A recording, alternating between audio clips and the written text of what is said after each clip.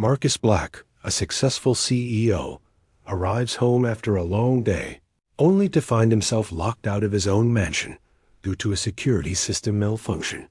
What seems like a minor inconvenience quickly escalates into a defining moment as his frustration mounts. Within minutes, he fires the entire security team, and what follows is a series of events that unravel hidden vulnerabilities, broken loyalties, and the darker side of power and trust. Marcus must now face the consequences of his impulsive decision while uncovering the secrets. His mansion's security and its staff had been concealing Dot. It was 8 p.m. when Marcus Black, the CEO of Black Industries, pulled up to the gates of his mansion. The air was thick with the summer humidity, the warmth of the night pressing against his suit. The city's lights flickered in the distance, but tonight, the usual calm of his luxurious home felt distant. Something was wrong. He pressed the button to open the gates. No response. He tried again. Still nothing. His impatience began to grow as the seconds turned to minutes. He checked the security panel, his brows furrowing as he saw the gates were locked, despite the fact that he was only yards away from his own home. His fingers quickly dialed the security team's number. No answer. His frustration reached its peak as he slammed his fist against the dashboard. 2 minutes, he muttered, staring at the security camera feed. He wasn't going to wait any longer. This was ridiculous. Marcus's car door slammed shut. As he stormed out, his anger simmering beneath the surface, he walked toward the front door of the mansion, his steps sharp and deliberate against the stone path, each one making a louder echo as the weight of the situation sunk in. His mansion was supposed to be a fortress, yet here he was, standing in the dark, locked out. Picking up his phone again, he dialed the head of security, John. The call went straight to voicemail. "John, pick up," Marcus muttered under his breath, his irritation building. Another call. Still nothing. The seconds dragged on. 5 minutes had passed. A simple task was turning into a monumental failure. He glanced at the security panel again. Nothing had changed. The gates were still shut, and the cameras still showed no one responding to him. His patience snapped. He called John again, and this time, when the call was answered, his voice was cold, controlled. "I've been waiting outside for 10 minutes. What's the holdup?" "Mr. Black, the system's malfunctioning." "We're working on it." Marcus' jaw clenched as he paced back and forth. "It's not just the system, John. It's you and your team. I shouldn't have to deal with this. I'm the owner here, and my security should never fail me." There was a brief silence on the other end before John spoke again. "We're on it." "Sir, just give us a moment." "Enough of this," Marcus snapped. "I've had enough. Gather everyone. Tomorrow at 9 a.m. They're all fired. Every last one of them." The line went silent for a moment. Then John's voice returned, strained. "You can't be serious." "I am. Get them here." "I'll handle it from here." Marcus hung up the phone before John could respond. Standing outside his mansion, he realized the full weight of his decision. But as he stepped through the front door, he couldn't help but feel a strange sense of relief. The house was now his, but it felt more empty than ever. The next morning, the mansion was eerily quiet. The sprawling estate, which normally hummed with activity, felt empty, as if it were holding its breath. Marcus sat in the grand dining room, a cup of coffee in front of him, untouched. His mind raced, replaying the events from the night before. His decision to fire the entire security team was impulsive, but there was a part of him that knew it was necessary. The vulnerability exposed at the gate was just the tip of the iceberg. At precisely 9 a.m., the security team began arriving. One by one, they shuffled into the mansion's lavish entryway, their faces a mix of confusion, tension, and unease. Marcus stood at the top of the staircase, his arms crossed, looking down at them. John, the head of security, was among the last to arrive. His expression was unreadable, but there was a certain resignation in his eyes. "You wanted to see us, Mr. Black?" John's voice was steady, though there was a hint of uncertainty that Marcus hadn't expected. "I did," Marcus said, his voice cutting through the silence. "You've all failed me. Last night was just the beginning. A simple task getting me into my own home turned into a security breach. If I can't trust you to do something as basic as that, what can I trust?" There was a long pause before. One of the guards, a middle-aged man named Alex, spoke up. "Sir, we're sorry for the mistake. The system malfunctioned, but we're committed to fixing it. It won't happen again." Marcus raised a hand to silence him. "Sorry won't fix anything. This isn't just about last night. There's been a pattern of errors, of small lapses in judgment and procedure. I've had enough." John shifted, uneasily, but firing the entire team. "That's extreme, don't you think?" Marcus' eyes narrowed. "You're all replaceable, John. You've been here a long time, and that doesn't mean you're irreplaceable." The weight of his words hung in the air. Everyone in the room felt it. John's face flushed, but he remained silent. The rest of the team exchanged glances, some looking disappointed, others anxious, but none daring to speak out. "Gather your things," Marcus continued coldly. "You're all done here." The security team filed out of the mansion in silence. Their departure a stark contrast to the morning's tension. Marcus watched them leave, his expression hard and unreadable. He had made his decision, and there was no turning back. Yet, as the last of the team members disappeared from view, a strange feeling of unease settled over him. He wasn't just dealing with a security failure anymore.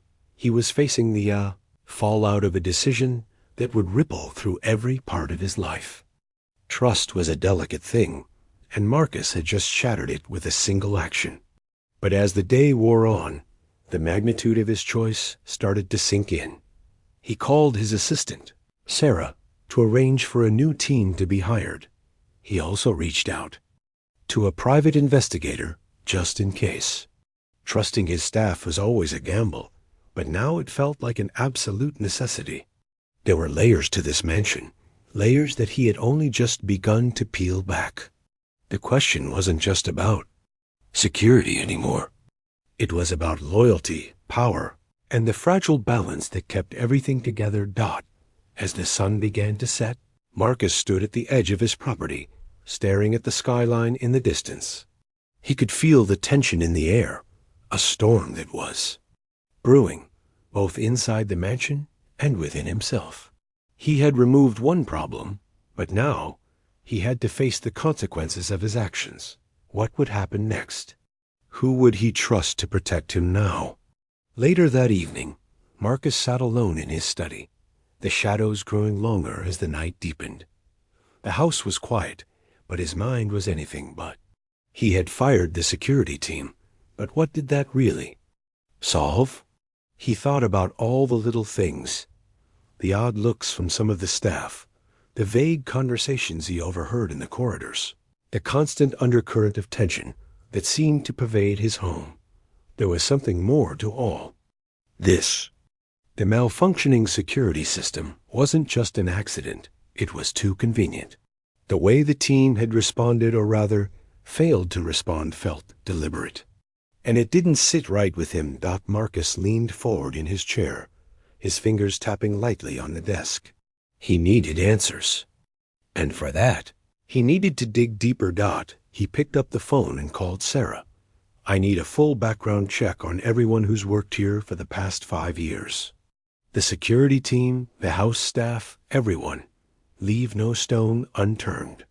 Sarah hesitated, but only for a moment. "I'll get started on it immediately, sir." Marcus hung up the phone and stared out the window. The storm wasn't just in the sky, it was coming for him. And this time, he would be ready. The next morning, the first wave of new security personnel arrived at the mansion. They were professional, efficient, and everything Marcus expected them to be. Yet, as the day wore on, he found himself unable to relax. Something about the entire situation gnawed at him. He had removed the old team, but his mind kept returning to the same question. What was the real reason behind the malfunction? He stood in his study, waiting for Sarah to bring the background checks. As the hours passed, the house staff went about their tasks, but Marcus couldn't shake the feeling that he was being watched. He paced the room, his eyes darting between the open windows and the security cameras positioned around the property. His mansion was supposed to be a fortress, yet he felt more exposed than ever. A soft knock on the door interrupted his thoughts. Sarah entered, carrying a thick folder in her hands. "I've got the full report," she said, handing it to him. Marcus flipped it open, scanning the pages with an intensity that bordered on obsession. There were the usual details: names, dates of employment, performance reviews, but it was the gaps in the information that caught his attention. Several members of the old security team had long-standing relationships with other staff members. In fact, some of them had worked together in previous jobs. "Sarah, did you dig deeper?" he asked, not taking his eyes off the papers. "I went as deep as I could, sir. There's nothing illegal here, but there are some connections that might be worth looking into. A few of the guards were involved in private security work outside of the mansion. Some have backgrounds in corporate espionage." Marcus's pulse quickened. Espionage? He leaned back in his chair, rubbing his temples. This was no ordinary security failure. "I want to meet with the head of the new security team now," he said, already standing up. By the time Marcus arrived at the security office, the new head of the team, Captain Ethan Hayes, was already waiting for him. Ethan was a no-nonsense, ex-military type, just the kind of person Marcus needed. As soon as Marcus stepped into the room, Ethan stood and saluted sharply. "Mr. Black, it's a pleasure to meet you. I've reviewed everything about the property, and the team will be fully operational within the next 48 hours. Marcus didn't respond to the salute. His mind was elsewhere. "Sit down, Captain," Marcus ordered, his voice low but firm. "I need you to dig deeper into the old security team's records. I've come across some irregularities. I think they were more than just a simple failure on the job." Ethan nodded, pulling out a file from his bag. "Already ahead of you, sir. I've been doing my own digging, and I think you're right. It's not just incompetence at play here." Marcus's heart raced. "What did you find?" "Well, first of all, the incident with the gates wasn't a malfunction. It was sabotage." Marcus stared at him, shocked. "Sabotage? Who did it?" "We're still working on that," Ethan replied. "But the way the system was tampered with suggests someone inside the team had access to the mainframe. They knew exactly how to disable the security protocols. This wasn't just a random glitch." Marcus felt a cold knot form in his stomach. Someone had done this on purpose? He leaned forward, his voice hard. "Keep me posted, Captain. I need to know everything." Over the next few days, the investigation deepened. Ethan's team uncovered more troubling information. Several members of the old security team had ties to a rival Corporation 1 that had been vying for a contract with Black Industries for months. As the pieces started to fall into place, Marcus realized he had been more vulnerable than he had ever imagined. He had trusted his security team without question, but now it seemed like there had been a quiet war going on beneath the surface, one that he had never been aware of. The sabotage wasn't just about access to the mansion. It was about gaining control over the very heart of his empire. Late one night, Marcus sat alone in his office, his fingers tapping against the desk. His phone buzzed with a new message from Sarah. "Sarah, the background check on your top executives is ready. You might want to look into it." A few names came up that are tied to the same rival corporation. His stomach twisted. He had trusted his Inner circle without question. But now, everything was in doubt. The following morning, Marcus sat in his office, the folder of new intel open in front of him. The names Sarah had flagged were shocking. Several high-ranking executives at Black Industries had been in contact with people from the rival corporation. Some of them even had financial dealings that raised red flags. The most disturbing part, however, was the connection to his own head of finance, Daniel Griggs.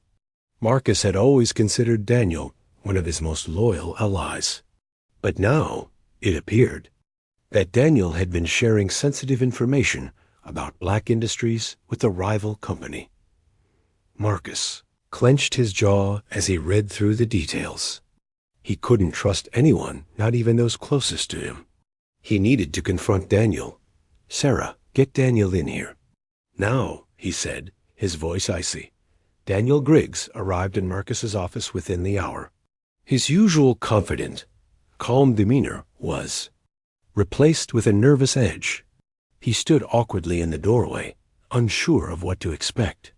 "Sit down, Daniel," Marcus said, his tone clipped. Daniel sat, his hands resting on his knees. "Mr. Black, is everything okay? You look ... Marcus didn't waste time with pleasantries. "I've been going over some things, Daniel. Your name has come up in a few investigations." Daniel's face went pale, his eyes darting around the room as if looking for an escape. "What do you mean? What are you accusing me of?" "I'm not accusing you of anything yet," Marcus replied, leaning forward, his voice low. "But I have a few questions about your relationship with the rival corporation. And don't lie to me, Daniel. I know you've been passing information." Daniel's eyes widened in shock. "Sir, I don't know what you're talking about." Marcus slammed his hand on the desk, cutting him off. "Don't play dumb with me. I've got all the proof I need." Daniel's silence was the answer. His face crumpled, and the facade of loyalty vanished. "I didn't want to do it," Daniel said, his voice shaking. "But they promised me. They promised me a place at the top. I needed the power. I'm sorry, Marcus. I never thought it would go this far." Marcus stared at him, his mind racing. He had been betrayed by someone he considered a trusted ally. The weight of the moment hung heavily between them. But Marcus knew what had to be done. "Pack your things, Daniel," Marcus said coldly. "You're fired. And if I ever hear your name again in connection with them, you'll regret it." The betrayal of Daniel Griggs weighed heavily on Marcus as he paced his office, unable to shake the thought that someone had orchestrated a much larger plan. The discovery of Daniel's involvement with the rival corporation only confirmed his suspicions that the sabotage wasn't just a random act, it was part of a calculated effort to bring him down. He needed answers, and fast. As the day wore on, Marcus took a more direct approach. He summoned a team of private investigators to search through every inch of Black Industries, from the boardroom to the back offices, to see how deep the infiltration went. The corporation that had been targeting him had a long history of corporate espionage, and it was clear that they had been quietly working their way into his company for months, if not years. The question now wasn't just who was involved, it was how many. Marcus was walking a razor-thin line. Every decision he made had consequences, and every move he made seemed to expose another layer of deception. His own staff, the ones he had trusted, were unraveling before his eyes. He couldn't afford any more mistakes. The private investigators worked through the night, and by morning they had uncovered a startling revelation. Several top executives from Black Industries had been secretly meeting with the rival company. And worse, some of them had even been receiving kickbacks for their cooperation. Marcus felt the ground shift beneath him. It wasn't just Daniel. It was the entire network of his own people. By midday, Marcus had summoned a meeting with his remaining executives. He couldn't risk anyone finding out about the investigation. Not yet. The ones who had betrayed him had to be exposed. But he needed a plan that would protect the company and secure his position. The conference room was tense. Every face at the table was grim, unsure of what was to come. They had heard about the firings of the security team, but nothing had prepared them for what Marcus was about to reveal. "I've just received confirmation," Marcus said, his voice cold and calm. "There have been multiple breaches within this company. The rival corporation you all know about? They've been working with members of this board. And I'm not talking about just Daniel Griggs." There were murmurs in the room as the executives exchanged uneasy glances. Marcus saw the fear in their eyes, and he knew it was only a matter of time before the rats started to scurry. "I want names," Marcus continued, his gaze sweeping the room. "And I want them now." Silence. No one moved. "I already know everything." He added, "So don't think you can hide anything from me." One of the executives, a woman named Veronica, finally spoke up. "You can't just accuse us all, Marcus. This is insane. We've been loyal to you." Loyalty? Marcus had given everything to these people, and now they were turning on him. He held up a folder in front of her, the same folder he'd seen earlier, with the names of everyone who had been compromised. He tossed it onto the table. "I've seen your names on this list, Veronica. And I've seen your meetings with their representatives," he said, his voice sharp. "Do you want to deny it?"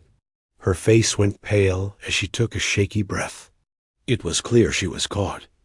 I didn't have a choice," she stammered. "They offered us money, power. We couldn't just ignore it." Marcus felt his anger rise, but he remained composed.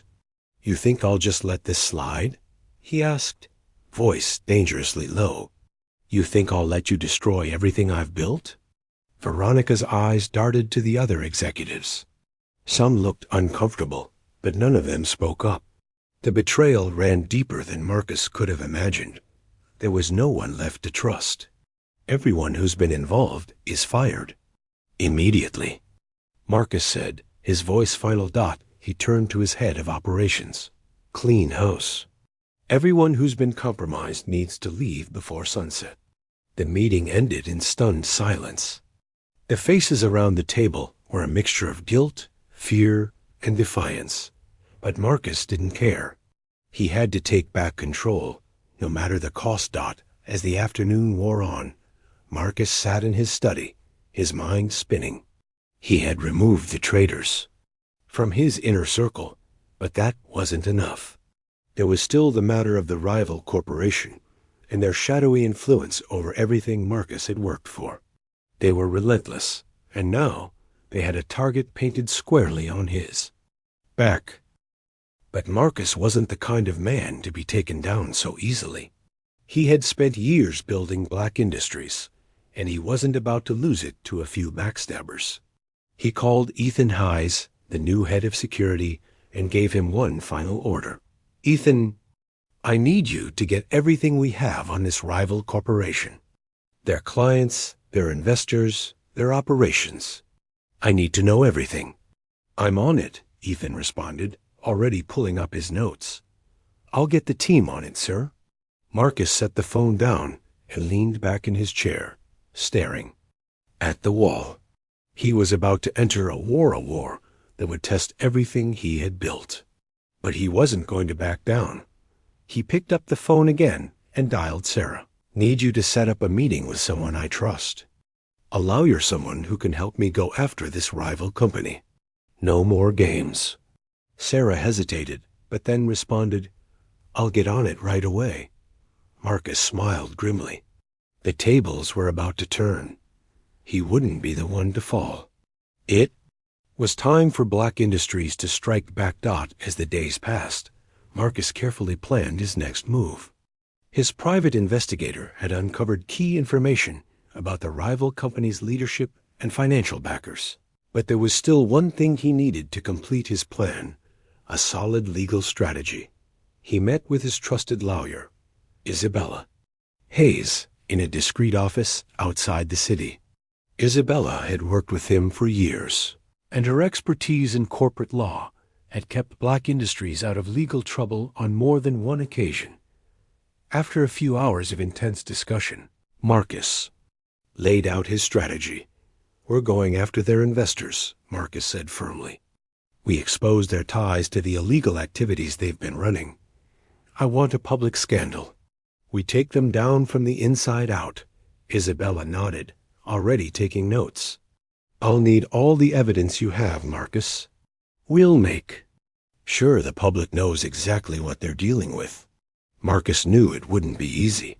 The rival company was well funded, and they had powerful allies. But he wasn't about to back down. Not this time. "Make it happen, Isabella," he said with finality. "This war isn't over yet." The next few days were a whirlwind of activity. Marcus pored over every piece of intel, organizing the evidence of the rival corporation's illegal activities, and meeting with his lawyer, Isabella, to finalize their legal strategy. The walls of Black Industries were closing in, but Marcus was prepared to fight back. The rivals had underestimated him, and now they would pay the price. Marcus also made a bold move. He called in a group of his most trusted associates, those who hadn't been tainted by the corruption within his own ranks, and put them to work on several fronts.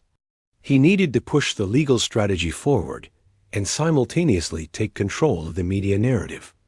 He had his PR team preparing statements for the press, ensuring that when the time came, the rival corporation's corruption would be laid bare for the world to see. But there was more at stake than just public opinion. There were markets to manipulate, investors to influence, and a fragile network of alliances to rebuild. The first phase of Marcus's plan was set in motion. Isabella had managed to secure the necessary legal documents to start the process of publicly exposing the rival corporation's ties to illegal activities. With the evidence in hand, Marcus knew it was only a matter of time before the media would catch wind of the scandal. But as he watched the first press release go out, he couldn't shake the feeling that there was still something lurking in the shadows. The rival corporation wouldn't just sit back and let this happen. They would fight back, and they would do whatever it took to keep their secrets buried. As expected, within hours, the rival company's PR team issued a counterstatement, denying all allegations and accusing Marcus of trying to sabotage their reputation. The war had begun. The rival corporation was relentless. They fought back fiercely, hiring top-tier lawyers and PR experts to launch a counterattack that sought to undermine Marcus's every move. They accused him of corporate espionage, claiming that he was the one who had been stealing secrets and sabotaging their operations. Marcus knew this was coming. He had anticipated their retaliation, but the intensity of it still took him by surprise. They were playing dirty, and they were pulling out all the stops. As the media frenzy escalated, Marcus's personal life became the next target. The rival corporation began digging into his past, spreading rumors about his rise to power, his business dealings, and his personal relationships. They even managed to leak a scandal involving one of his ex-business partners, a man with whom Marcus had a falling out years ago. The smear campaign was effective, and for the first time in a long while, Marcus felt the weight of the public's scrutiny. But Marcus wasn't someone who folded under pressure. He had built Black Industries from the ground up, and he wasn't going to let anyone tear it down. He decided it was time for a more aggressive approach. Marcus reached out to a select group of business leaders, hoping to rebuild the trust that had been shaken by the recent scandal. He needed allies, people who could help him weather the storm and come out on top. The first person he called was Logan Pierce, an influential tech mogul who had been one of Marcus's earliest supporters. Logan was known for his ability to navigate corporate battles, and his resources would be invaluable in the coming months. "Logan, I need your help," Marcus said when Logan answered the phone. "I've got a rival company gunning for me, and I need to make sure Black Industries survives this. I can't do it alone." Logan paused for a moment. "I've been following the story, Marcus. It's messy, but if anyone can turn it around, it's you. Let's talk strategy." Marcus laid out his plan, and Logan was quick to offer his support. He promised to use his connections to help expose the rival corporation's financial ties and to give Marcus access to high-powered legal teams and public relations experts. The first alliance was formed as Marcus worked to build alliances. The pressure from the rival corporation intensified. They started to infiltrate his most trusted circles, attempting to sway his executives and financial backers. Marcus could feel the subtle pushback within his own company as some of his people, perhaps out of fear or greed, started to question their loyalty. The storm was closing in, but Marcus was ready for it. He spent long nights strategizing with Isabella and Ethan, his head of security. They discussed every possible angle, ensuring that no move went unchecked. Every email, every phone call, every contract was scrutinized. The company's defenses were being reinforced on every level, and Marcus was prepared for the battle ahead. In the midst of all the chaos, Marcus took a rare moment of solitude. He stood at the top of the mansion's staircase, staring out over the sprawling estate below. The view was always his favorite, a reminder of how far he had come. But now it felt different. It was no longer just a symbol of success. It was a battleground. The legal battle was heating up. The rival corporation had pushed back hard, launching their own wave of lawsuits and countersuits in an attempt to drown Marcus in legal fees and public disrepute. But Marcus wasn't backing down. He had the truth on his side, and with every passing day, the pressure was mounting. Then, one morning, Sarah walked into his office with a look of excitement. "Mr. Black, we've got something big." Marcus looked up, his interest piqued. "What is it?" "It's the smoking gun," Sarah said, holding up a piece of evidence. "We've got proof that the rival corporation not only sabotaged your security system, but they also orchestrated a smear campaign to ruin your reputation. We've got the financial transactions, the emails, everything." Marcus stood up, his heart pounding in his chest. This was it, the moment he had been waiting for. He had the evidence to destroy them. The tables had finally turned. The revelation of the smoking gun was a game-changer. With irrefutable evidence in hand, Marcus took the offensive. Isabella worked with him around the clock to ensure that the legal documents were airtight. The rival corporation had no idea what was coming their way. The news broke on a quiet Tuesday morning. The press release hit, exposing the full extent of the sabotage, the illegal dealings, and the conspiracy that had been orchestrated against Marcus. Financial documents, emails, and direct testimonies from whistleblowers confirmed that the rival corporation had not only tampered with black industry security, but had also orchestrated a massive campaign to ruin Marcus's name. The media erupted. Within hours, their stock began to plummet. Investors panicked. The public turned on them. Black Industries, on the other hand, was seen as the victim, the underdog fighting against corporate corruption. Marcus knew that this was just the beginning. This was a war, and the battlefield was the court of public opinion. The rival corporation fought back, but it was too late. Their board members resigned one by one as the scandal took hold. Lawsuits piled up. Regulatory bodies began investigating them. The damage was irreparable. Behind the scenes, Marcus watched with a quiet satisfaction. His hard work had paid off. But the true victory was in the way his own company had rallied behind him. Those who had remained loyal stood firm, and even some of the former executives who had been complicit in the scheme turned over valuable information to avoid further consequences. It was a testament to Marcus's leadership. He had built a company that, even under pressure, refused to break. With the rival corporation in disarray, Marcus began the long process of rebuilding Black Industries. He knew it wasn't just about defeating the enemy. It was about regaining the trust of his employees, his investors, and the public. He immediately reached out to those who had been supportive, offering them opportunities to take on more significant roles within the company. The company's stock rebounded. Investors who had pulled out returned, lured by the victory and the renewed confidence in Black Industries' resilience. The public, seeing Marcus as a man who had faced betrayal head-on and come out victorious, rallied around him. But the journey wasn't over. Marcus knew he couldn't afford to rest on his laurels. There were still lessons to be learned from the betrayal, and he would need to implement new safeguards to ensure something like this could never happen again. A few months later, Marcus stood at the podium at a press conference, addressing a room full of journalists. Black Industries was once again at the top of its game, but Marcus had changed. The experiences of betrayal and loss had reshaped him, refining his vision for the future.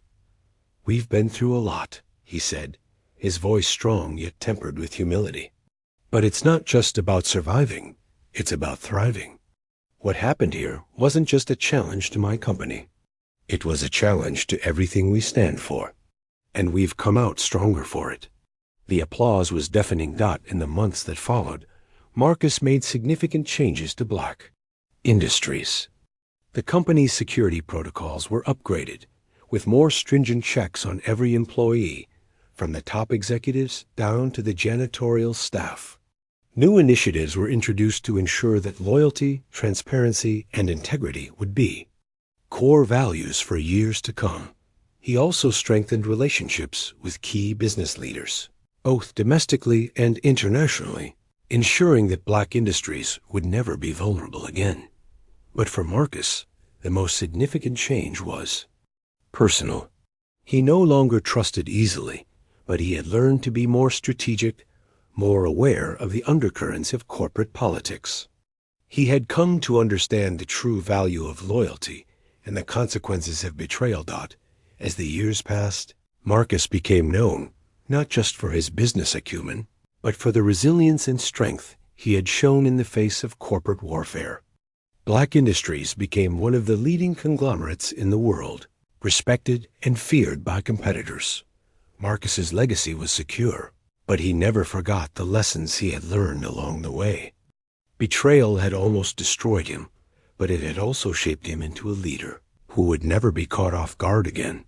Years later, Marcus stood once more at the top of the grand staircase in his mansion, overlooking the sprawling estate.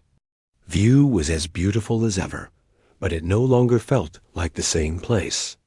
He had fought for this, the mansion, the company, the life he had built. And now, with everything in its rightful place, he knew one thing for sure. The battle for Black Industries had been the beginning of a new chapter in his life. The world might have underestimated him, but Marcus Black had emerged victorious, and he would never be brought down again.